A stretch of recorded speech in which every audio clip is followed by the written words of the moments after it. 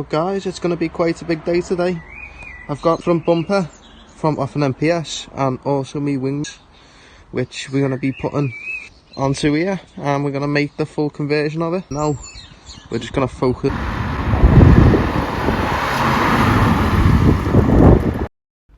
So this is my Mazda 3. I had many plans for it, but I didn't think this was going to be the plan.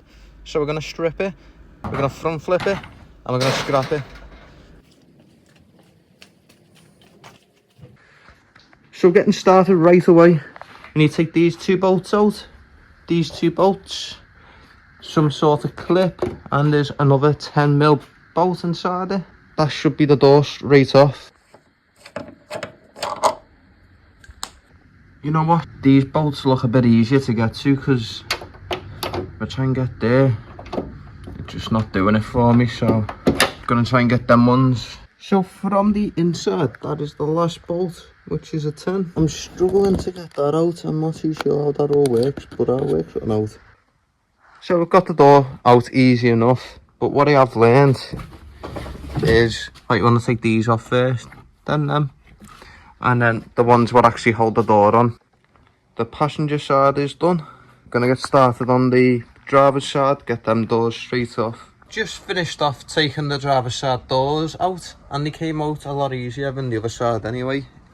Just need to take this boot lid off now. You've got them two bolts there, and these rubber boots.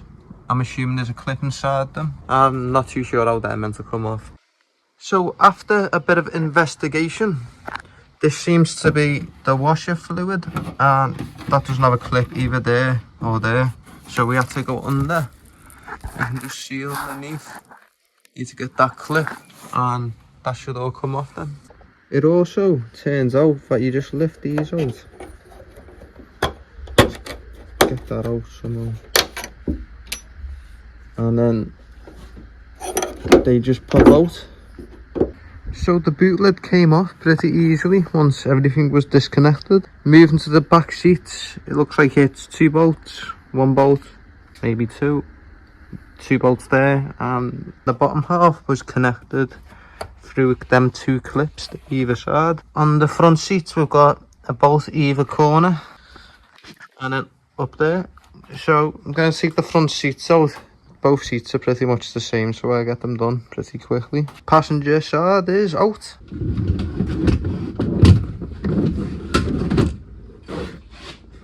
Got all the seats out, so I'm now going to attempt to get the dashboard out. It pretty much seemed impossible getting that dashboard out without taking the centre console out first. So I've just got started on that. Looks like it's just these last two screws left, and this should pop out.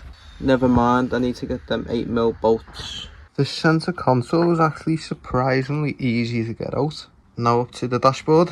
Still don't know what I'm doing, but these two bolts have revealed themselves, and that looks like for the main dashboard. But I did need to get the glove box out to actually get to them. I think the same on the other side. So I've made quite a fair bit of progress since the last clip. Been wondering why I couldn't get the dashboard out for quite a while, as I've took every bolt I could kind of see. And I realised in this hole there is a bolt which holds this main bar on. So hopefully I'm going to undo that now, or it pops out. I took these two bolts either side off, and now we've actually got quite a lot of movement in it. But it's still not coming out. But then I remembered watching a Matt Armstrong video. They had a dash they couldn't get off for ages. The bolt was on the outside, which we've got here. So after doing them two bolts, it all kind of fell over. So what I can do is get in there, lift it up and try and get it out, see if it's actually free or if anything's still holding it to the car. Finally got the dash out. It was another nightmare. So I got the handles off to get the roof lining off, but I just couldn't get this one off. I can't seem to work it out, so I'm gonna just jump onto the back of the car and get the bumper off at the moment. So the rear bumper is off. So I came across these two ramps, totally free, not too far from mine, so I thought I've got to have them. But then it turns out some guy was selling a load of wood for 35 quid, and he was willing to drop them off and also the ramps, so that was a killing win. So got all the roof lining off, all it took was a little screwdriver and it popped it right off. Today I'm going to be turning this into a ramp, so I need to lift this up, spin it round and put it halfway down the entry so I can start building the setup ready to be sent.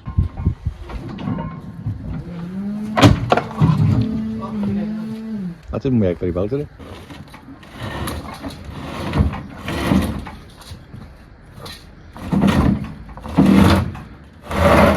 So we've got it practically spun round at this point. The only issue we're facing here is the tyre's caught on the wall, and that's also caught there, so if you move that, it's going to rip into the tyre. So I need to somehow get it forward, but these back wheels are lifted off the floor and all the weight's at the front, so it's a very hard lift at the moment.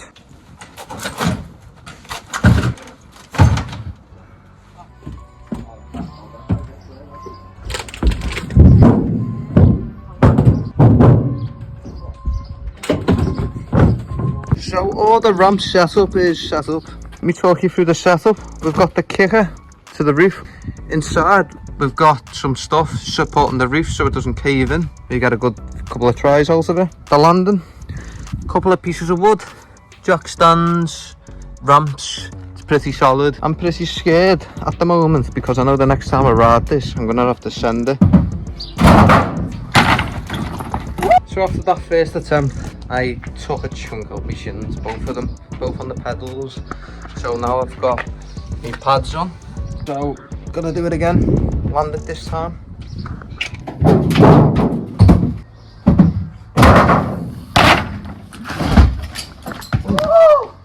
Just landed it first time, riding my bike in about 9 months. Started off with a bang. Ready to be taken away now. Just dropping the subframe dead quick. I've took all the bolts out. We're just gonna see if it's gonna drop. Ooh, something looks connected still. Can't tell. Just finished up getting the subframe off the back of the car. This can be scrapped and we've got everything we need for the black car.